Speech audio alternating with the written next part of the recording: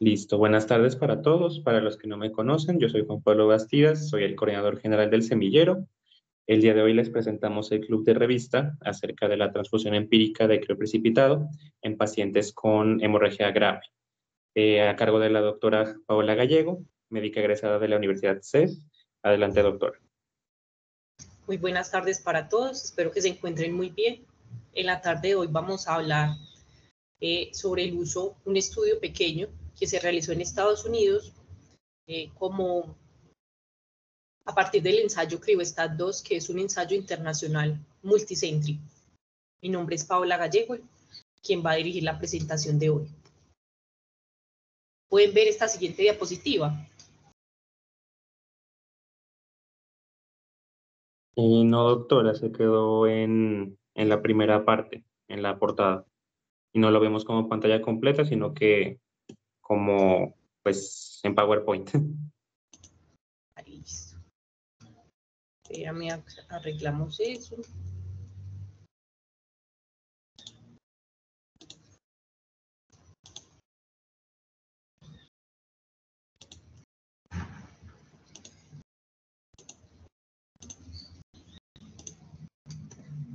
¿Ya se la pueden ver? Sí, ahí ya se puede ver bien. Listo. El estudio que vamos a evaluar, como les mencioné, es un estudio pequeño que se llevó a cabo en un centro de trauma en Estados Unidos, el cual se realizó en el 2023 y fue publicado aproximadamente el 26 de diciembre del año pasado. Sin embargo, para hablar de este estudio, por necesidad vamos a traer a colación el CRIOSTAT 1, que es el estudio a partir del cual se desarrolló el CRIOSTAT 2. El CRIOSTAT 1 fue un estudio similar al que les voy a presentar el día de hoy. Este estudio fue pequeño, fue realizado con una población no mayor a 50 pacientes, donde se analizó si era viable un ensayo clínico de gran tamaño para verificar sobre todo la mortalidad de pacientes a 28 días con el uso del crioprecipitado. ¿Por qué es importante hablar acerca de este tema? La coagulopatía inducida por el trauma es una presentación bastante frecuente en aquellos pacientes en el escenario de urgencias. Aproximadamente se habla que ocurre en 15% de los pacientes y se asocia a una alta mortalidad. El trauma en el escenario de Colombia y el mundo sigue significando una de las principales causas de muerte. En Colombia, a partir de las enfermedades cardiovasculares que se han venido instaurando, el escenario del trauma sigue siendo la principal causa de mortalidad. Adicionalmente, ¿por qué es importante hablar de esto? Se ha venido evolucionando acerca de la coagulopatía inducida por el trauma, desde donde veníamos hablando de la tetra de la muerte, que hace poco nos hablaban de esa hipotermia, acidosis, hipocalcemia. Sin embargo, se ha venido instaurando un nuevo término que es la hiperglicemia, como una de las principales causas que nos lleva a afectar y lleva a la mortalidad de estos pacientes. ¿Cuál es el objetivo finalmente de cuando ocurre un daño endotelial? Producir un coágulo eficiente, rico en fibrina, a partir de concentraciones óptimas de fibrinógeno. Se empieza desde la hipoxia isquémica y eso origina una disfunción metabólica que se va traduciendo y se va demostrando en primera instancia con una hiperglicemia y la hipocalcemia, que son marcadores independientes de gravedad en estos pacientes. Eso, la hiperglicemia, se ha generado más que todo asociada a la deficiencia de micronutrientes, acidosis y la coagulopatía. Y como tal, la estabilidad del coágulo también se ve involucrada por el pH. Se ha visto que en pH por debajo de 7.3, el coágulo empieza a presentar una fibrinolisis y por debajo de pH por debajo de 7.1, donde se ve en grave peligro la estabilidad del coágulo que se ha formado. Como les mencionaba, todos estos estudios se han venido desarrollando con los resultados esperanzadores que se encontraron en el CRIOSTAT 1. El CRIOSTAT 1 no pretendía evaluar mortalidad como tal, sin embargo, en una de sus conclusiones sí logramos vislumbrar que se podía verificar una leve tasa de disminución de mortalidad estadísticamente no significativa y se pensó que incrementando el número de pacientes a evaluar se podría haber y evaluar con mayor precisión si la mortalidad podría ser uno de esos desenlaces favorables. Sin embargo, en la tabla que les presento en la imagen, podemos ver la comparación que ellos encontraron y que fue una de las impulsadoras para hacer el CryoStat-2, donde podemos ver los pacientes que recibieron el crioprecipitado con la línea azul. Podemos ver que los valores de crioprecipitado fueron evaluados desde el momento del ingreso del paciente hospitalario hasta los 28 días después. Se puede ver que en comparación en la parte aguda, que fueron aproximadamente las primeras 24 horas, sí se vislumbró que hubo un mayor incremento de las concentraciones de fibrinógeno en los pacientes que recibieron el crioprecipitado versus en los pacientes que recibieron la terapia estándar de transfusión masiva. ¿Cómo fue diseñado este estudio?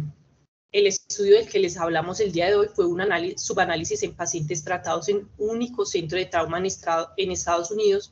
Fue un estudio controlado aleatorizado, mientras que el CryoStat-2 fue un ensayo internacional multicéntrico fase 3, fue realizado en 25 centros de trauma del Reino Unido y uno en Estados Unidos. Fue un estudio intervencionista aleatorizado abierto.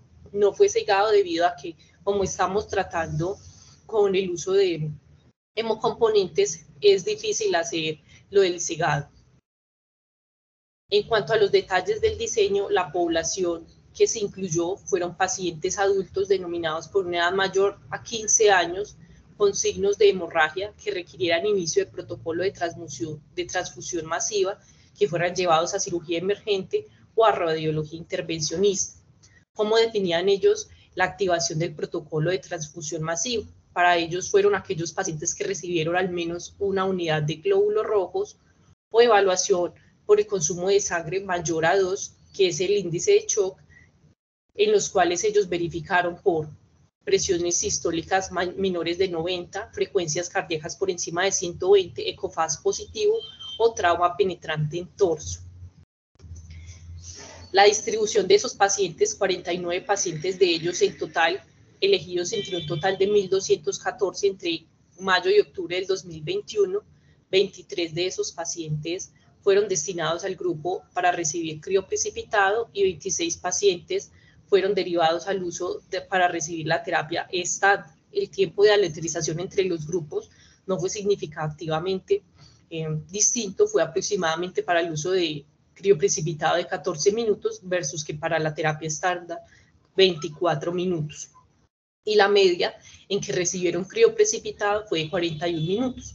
La meta que ellos establecieron fue de que recibieran el crioprecipitado en los primeros 90 minutos, dado que esa meta se cumplió. Y la exclusión fue para aquellos pacientes que fueran remitidos de otros centros hospitalarios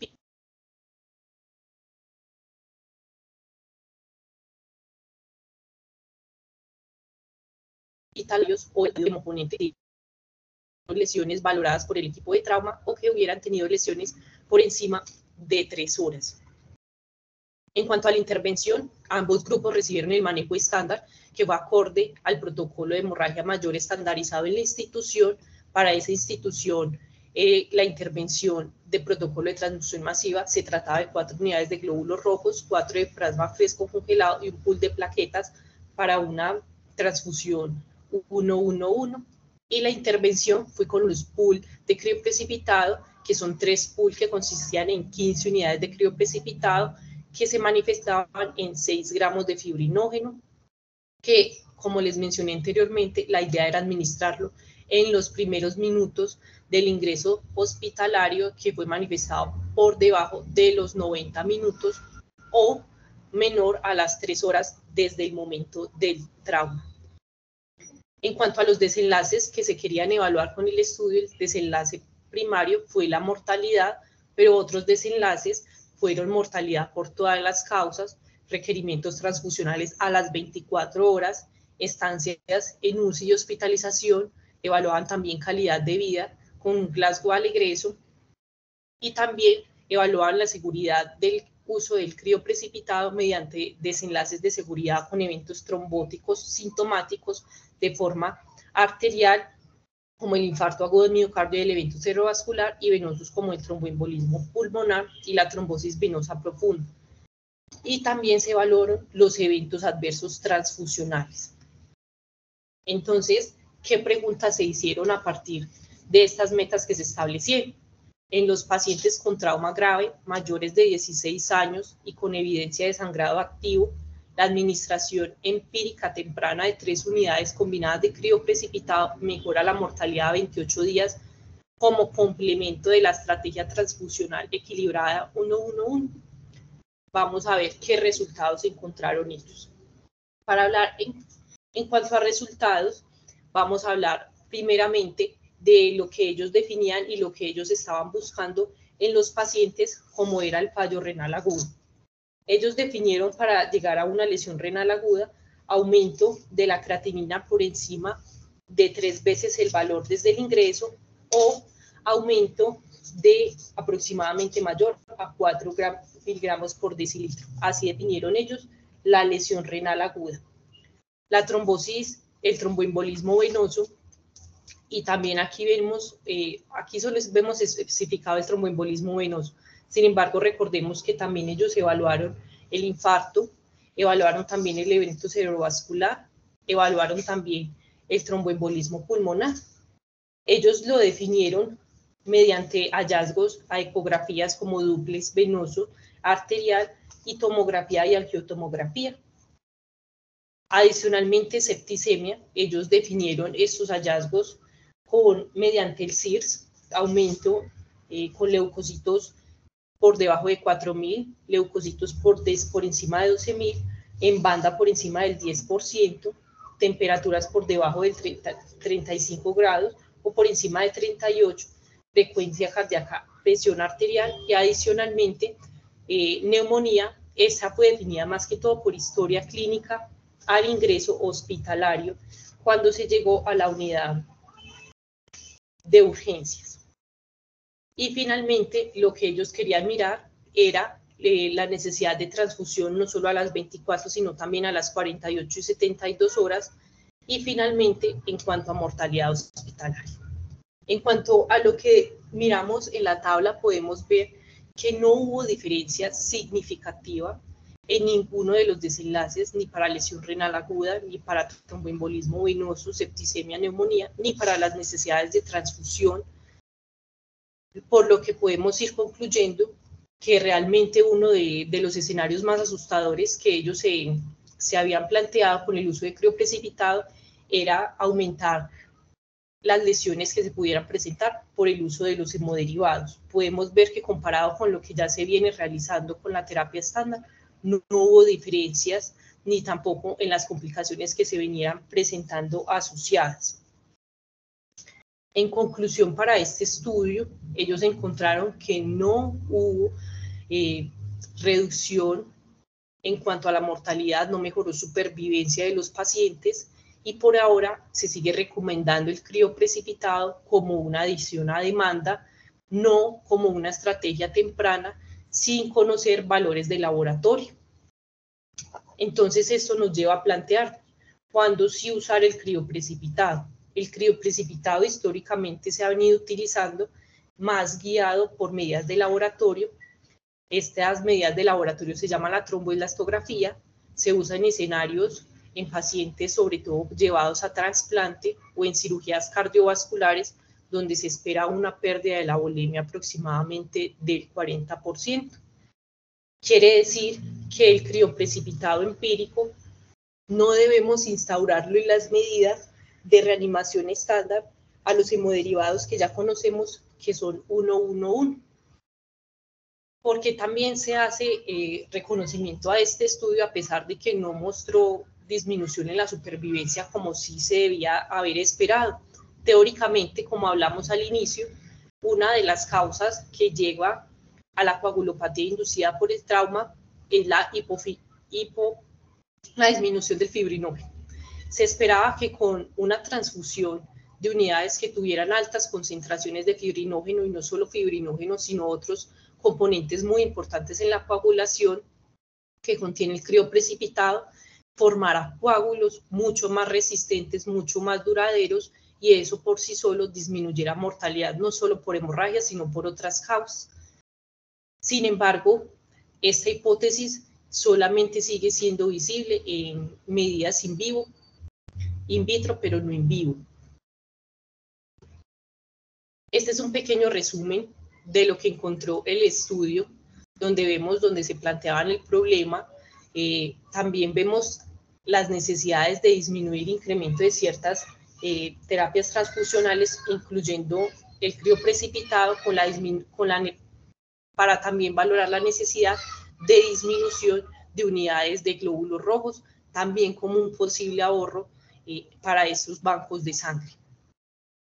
Estas son las conclusiones del estudio del CryoStat 2, donde podemos ver al final de la gráfica en los hallazgos del crioprecipitado, donde tampoco se demostraba diferencia significativa en mortalidad. Este estudio, como pueden ver, valoró un grupo muy grande de pacientes, evaluó aproximadamente 1.531 pacientes, llegando a ser una muestra bastante significativa, de los cuales 799 fueron llevados a la muestra con crioprecipitado, mientras 805 fueron llevados a la muestra STAR. ¿Qué podemos encontrar de diferencias con este estudio del CryoStat 2 versus el estudio de la muestra que se llevó en Estados Unidos? Principalmente que en el estudio de CryoStat 2, algunos pacientes que fueron aleatorizados para recibir terapia estándar ya habían sido, como dentro de su terapia estándar, destinados a recibir componentes de crioprecipitado, debido a que ellos tienen como protocolo, después de iniciar una primera ronda con componentes 1-1-1, iniciar durante la segunda ronda una transfusión con crioprecipitado. Sin embargo, ellos contemplaron esta posible variable confusional y, sin embargo, nunca llegaron a recibir valores de fibrinógeno tan altos como era lo esperado con los 6 gramos que se habían instaurado en los primeros 90 minutos.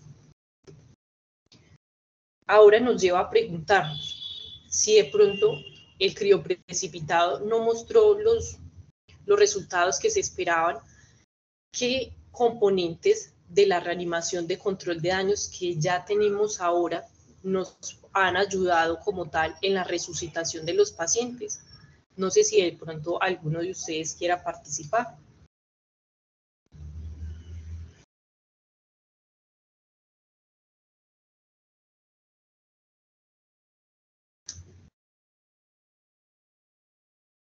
Bueno, en cuanto a la resucitación de control de daños, que es, digamos, una de las terapias por las que guiamos a los pacientes con trauma, están los 3 pilares, que son la hipotensión permisiva, la resucitación hemostática y la cirugía control de daño. ¿En qué consiste cada uno de ellos? Se ha demostrado que la hipotensión permisiva, tener valores de entre 80 a 90 milímetros de mercurio, de presión arterial sistólica y infundir bajas cantidades de cristaloides, no por encima de 1500, se habla desde 250, puede mejorar a los pacientes mortalidad porque disminuye el riesgo de dilución del coágulo, que es una de las causas que estábamos hablando, por la cual se instauró también el estudio del CryoStat, que es alegando la estabilidad del coágulo. Segundo, está la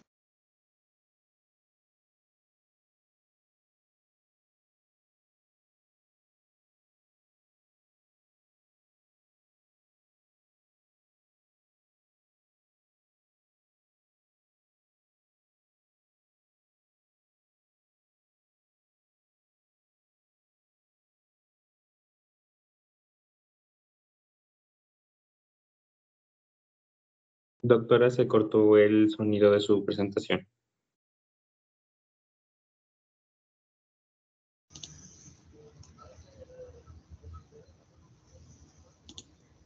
dejaron de ver la pantalla. Sí, también dejamos de ver la pantalla y Sí, se Doc. había cortado el audio. Ah, listo.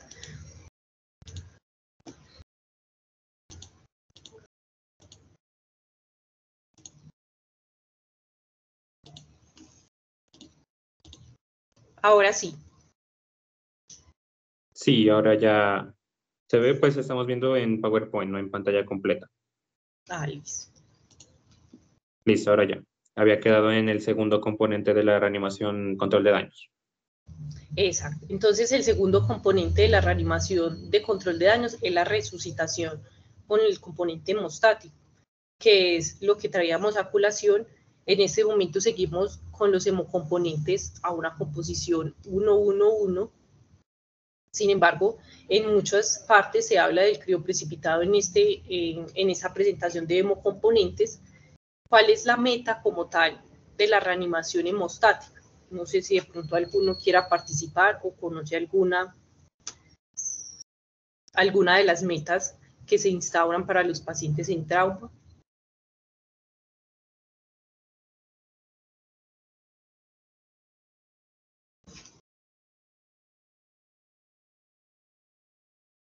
Bueno, dentro de las metas que se instauran para la aplicación de los hemocomponentes en los pacientes en el escenario de trauma es llegar a valores de hemoglobina por encima de 8, plaquetas por encima de 100, de 100.000, y normalizar los tiempos de coagulación, es decir, mantenerlos por debajo de 1.5 y el fibrinógeno mantenerlo por debajo de 100.000 miligramos por decilitro. ¿Qué tenemos que tener en cuenta? Por ejemplo, en el estudio que se realizó, ellos no tenían como objetivo mantener metas de fibrinógeno por encima de 100, sino de 150 miligramos por decilitro. Los valores de entre 100 y 150 siguen relacionándose con el término de hipofibrinogenia. Recordemos que hay otras formas de nosotros aportar fibrinógeno, que son concentraciones ricas en fibrinógeno, y tenemos la otra opción del crioprecipitado. ¿Qué plus tiene de pronto el crioprecipitado? El crioprecipitado también ofrece factor 8, fibronectina, antitrombina, factor 8, que son otros hemocomponentes que están relacionados también con mayor estabilidad del coágulo. Y entonces nos queda cuando emplear entonces protocolos de transfusión masiva. Si todos los pacientes que llegan en el escenario de trauma requieren de un protocolo de transfusión masiva. No sé si alguno conozca alguna estrategia, ya sea clínica o paraclínica, para emplear los protocolos de transfusión masiva.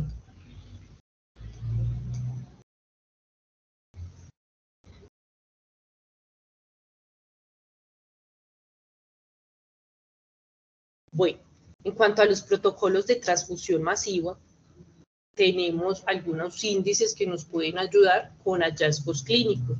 Uno de los más conocidos es el ABC Score.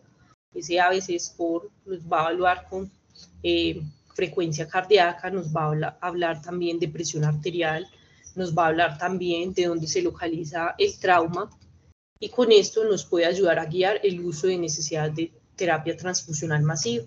Otro también de los más conocidos es el índice de shock, y algunas otras instituciones consideran el empleo de transfusión masiva desde que el paciente esté necesitando una unidad de glóbulos rojos. Entonces, ¿cuándo sí emplear el crioprecipitado? Como les estaba mencionando, el crioprecipitado se sigue limitando a una evidencia que se da desde los años 1900, donde se usa en el escenario sobre todo de los pacientes que van a trasplante, donde se espera, como les mencioné anteriormente, una pérdida sanguínea importante, aproximadamente el 40% de su volemia total, y la tromboelastografía tiene un componente que requiere de una validez técnica bastante importante para poder analizar los posibles desenlaces que se puedan presentar con ella. De pronto, hasta acá, ¿tienen alguna duda, alguna inquietud con los estudios con el subanálisis que analizamos el día de hoy, o con alguno de los estudios CryoStat 2 o con el uso del CryoStat 1?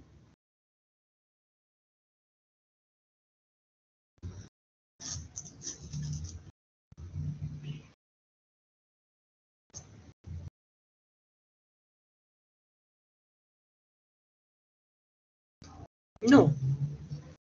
Bueno, una duda que me surgió mientras estaba analizando estos estudios, pues si ellos emplearon este tipo de medidas que fue la tromboelastografía para medir también en el escenario del paciente agudo, en el trauma, y no como cuando fueran llevados a cirugía o a terapia en hemodinámica. ¿Qué sí encontraron? Ellos sí realizaron tromboelastografía en varios de sus pacientes, donde no solo evaluaban el tiempo Q y el ángulo alfa, que son los ángulos más relacionados con la disminución de fibrinógeno y deficiencia de plaquetas, sino que también ellos llegaron a evaluar amplitud máxima, donde reflejaban la contribución de la fuerza como tal del coágulo y donde se veían los resultados de la hipofibrinogenemia y que cómo se podía ver reflejado. Inicialmente, esta tromboelastografía fue de bastante utilidad porque no requirió de mucho tiempo para mostrar resultados. Los resultados de esta se veían en minutos, mientras que algunos resultados de alteraciones en la coagulación podrían tardarse algunas horas, incluso en estos centros de gran complejidad, donde, digamos, tienen los equipos pertinentes y necesarios bastante avanzados para una atención mucho más segura de los pacientes en el escenario de trauma. De pronto, alguna otra duda que les pudiera haber surgido o de pronto algo que ustedes pudieran haber valorado que traía de plus este estudio. Bueno, normalmente no hay mucha cantidad de estudios y más en el escenario de trauma que evalúen, aparte de la mortalidad, resultados sobre todo en calidad de vida. Es importante porque esto nos habla de que el estudio fue un estudio amplio que no solamente evaluó desenlaces a corto y mediano plazo, sino que evaluó desenlaces a realmente largo plazo, que nos hablan de que estos pacientes no solamente valía la pena el consumo y el gasto financiero en ese momento, sino que ese gasto financiero se podía ver reflejado a largo plazo en cuanto a disminución de estos pacientes en el consumo de atenciones en los cuidados en salud. ¿Qué vieron ellos también en esos resultados a largo plazo en calidad de vida, en días de hospitalización, días sin ventilador y sin UCI? Que realmente no hubo mortalidad, cambios realmente con los pacientes que recibían la terapia estándar, que sí fue bastante llamativo. En el CRIOSTAT 1, a pesar de que la población fue bastante pequeña como la que analizamos en el subanálisis que se hizo en Estados Unidos, sí pudieron ver que hubo una diferencia bastante importante en los días de estancia en UCI y hospitalización, sobre todo en los días sin ventilador mecánico. En este estudio sí se pudo demostrar que hubo una disminución en los días de los pacientes que requirieron unidad de cuidados intensivos. Sin embargo, no hubo resultados que mostraran disminución en los días de hospitalización.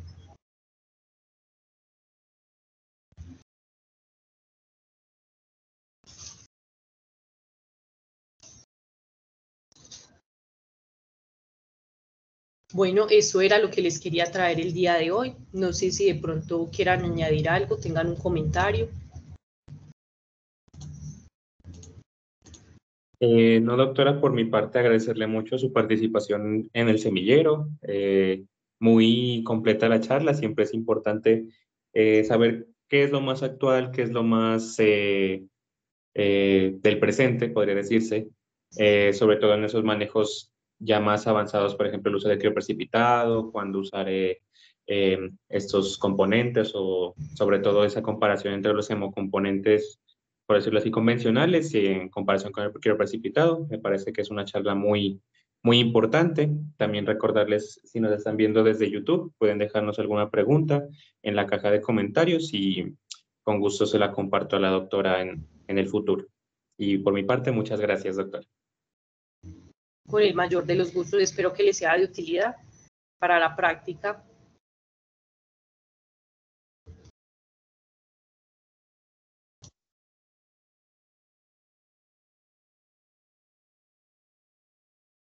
Listo, no siendo más, creo que podemos dar por terminada la reunión. Gracias a los que se pudieron conectar y a los que estuvieron un momento en la charla y agradecerle nuevamente a la doctora. Sí, muchas gracias, Doc. Muchas gracias, compañeros. Hasta la